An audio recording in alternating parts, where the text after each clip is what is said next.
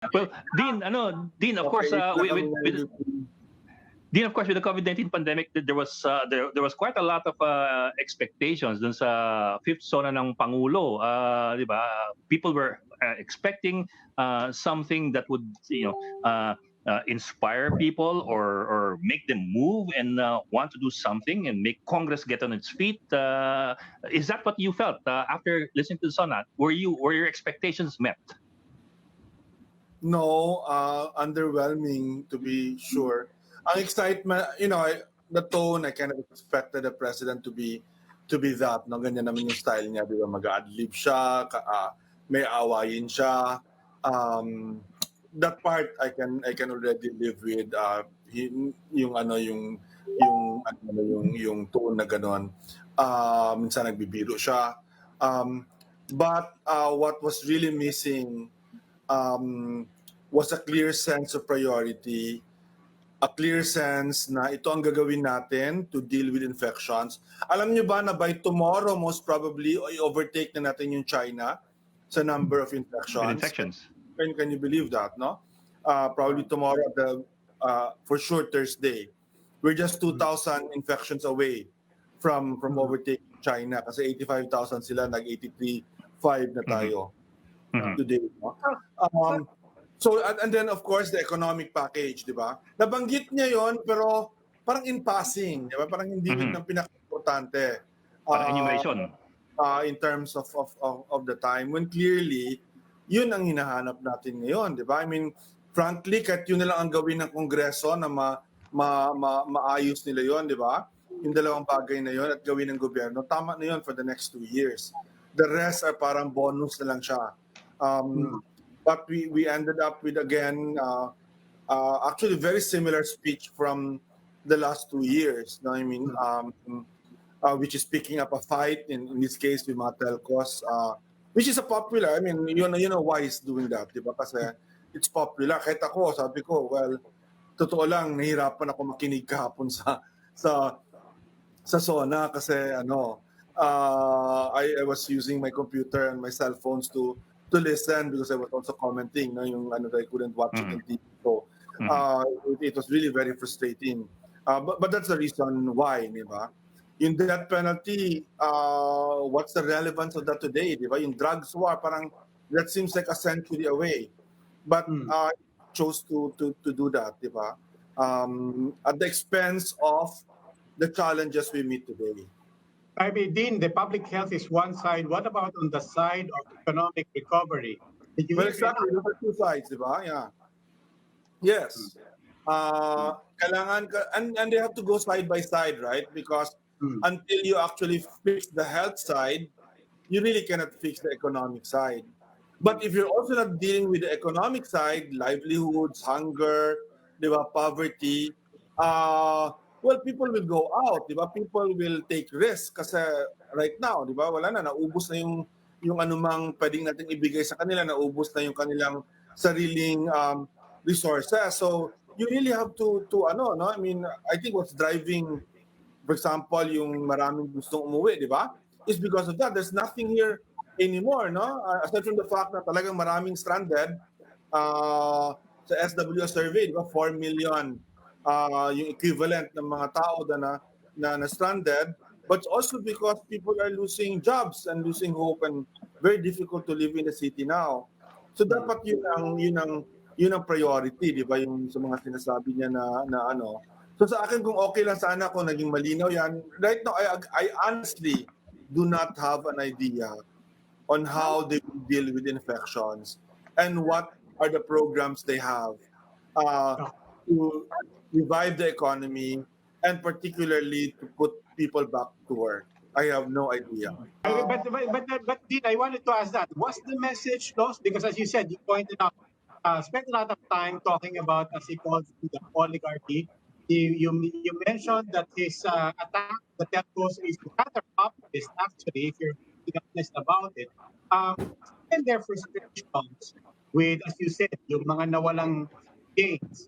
At the same time, the failures and the admitted lapses in the response to COVID. I won't go to Lucci's question of what was his mind. But what do you think was the political objective of this speech? Well, the political objective is to say na everything is normal and we will continue as it is with what we want to do, which is to, di ba, to bend this country, including the business community, to what he wants it to be. I think yun ang very clear na message. Yun ang very clear na message sa war on drugs. Yun ang very clear na message sa ano no sa China. And that's why that's my problem, di ba? Because the country is in a very serious situation. Diba? It's in a very serious situation and that should be our priority. Dapat nagkambyo ka if you agree that the country is in a crisis situation. But suddenly, well, not suddenly, but in fact, hindi ka nagkambyo. Diba? And you focus on the things that said you will, the death penalty, etc., all of which will not unify the country and will divide the country. So if that's the message, then that should be very clear. Di ba na yun ang message? Pero God help us with the pandemic. But do you think it helps them to frame and draw the lines heading into 2021 specifically? Well, heading into election season, does this help to sort of define some areas where they can be on the defensive and not necessarily be on the defensive where they are with COVID right now? Well, yeah, I think that's the political purpose. Di ba? Parang tinatawag yan yung gaslighting, di ba? Ibig sabihin, talo tayo kung pag-uusapan yung COVID kasi, di ba, mag-i-increase naman yung infection na yan, mas mahihirapan yung mga tao. So pag-usapan natin something else, maaaring hindi siya ganun ka-importante para sa bayan, but let's talk about it because election-wise, political-wise, baka we can win this one. That's what it is. But it's such a disservice to the country, di ba? Yun lang ang point. Disservice to the country. We should be united to do something. But do you think that he earned points? Do you think that he earned points or lost points because of that? I don't know. I obviously wala tayong survey ngayon, di ba? So I actually don't know. Certainly for certain groups of people that care about the pandemic, for people that are affected by the pandemic, there's no points earned there. Diba? I don't know if people are going to be fooled about the attack on oligarchs, no? Because I think that is clearly a gaslighting. I mean, I've studied oligarchy in the Philippines, and the oligarchs in the Philippines now are not the economic oligarchs. They're the political oligarchs and the political families. Those are the oligarchs today. I mean, but those who might buy into that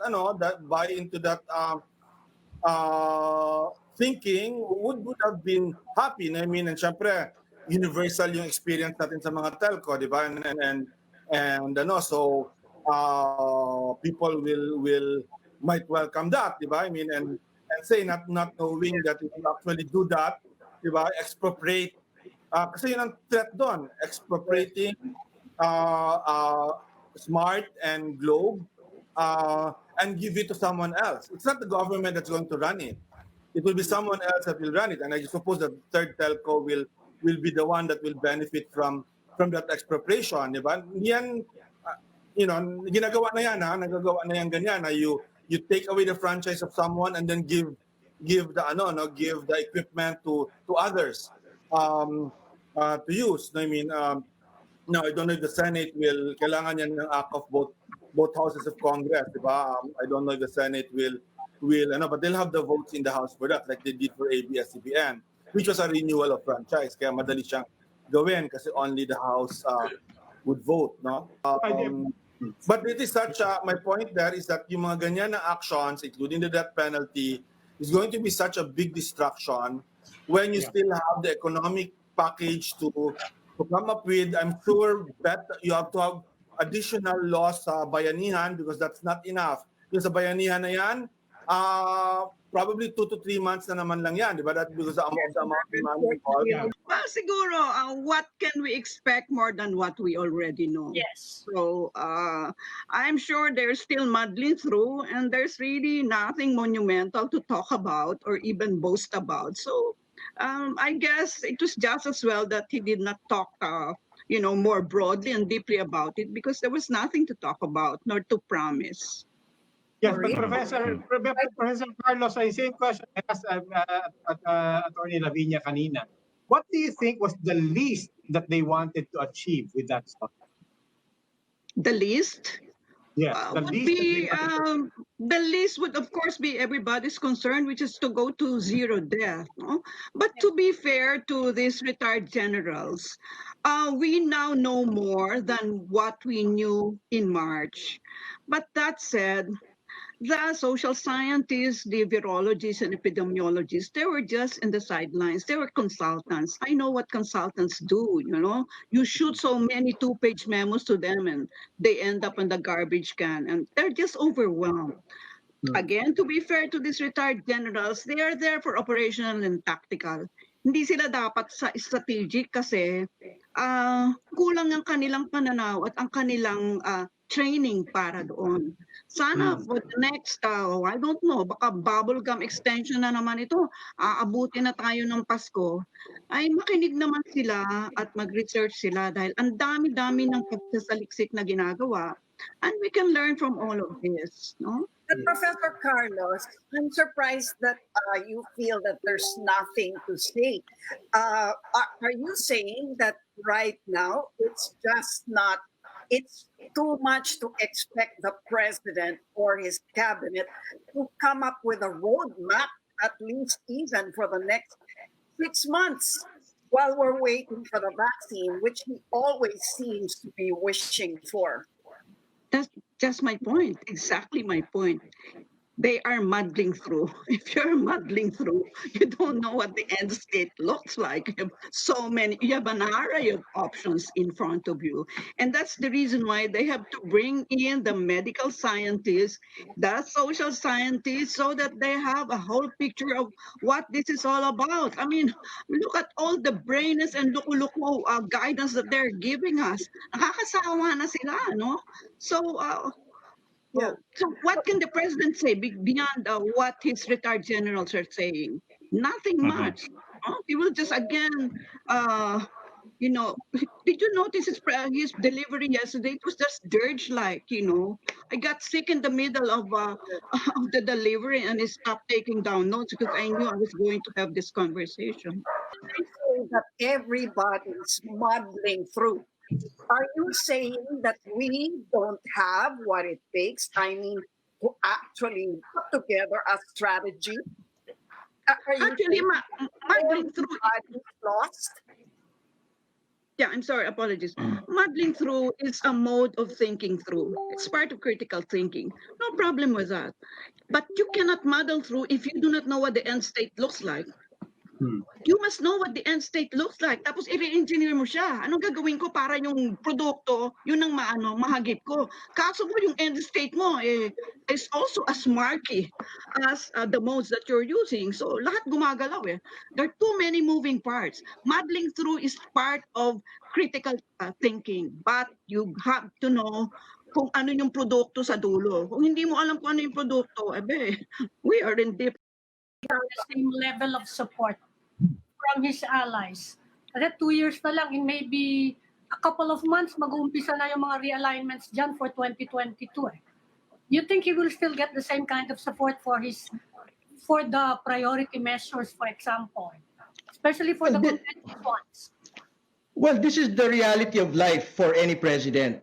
By July next year, pormahan na po ng mga bagong kaibigan, bagong mga alyado. So, yung pong mga mahihirap na mga batas na very limited po yung scope, baka mahihirapan na pong maipasa yan.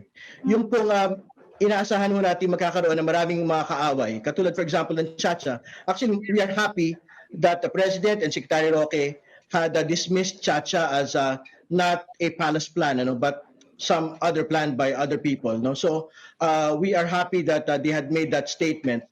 Pero yun na nga po, I think they have to make a determination, they need to have a realization that the political capital in 2016 is not the same political capital today.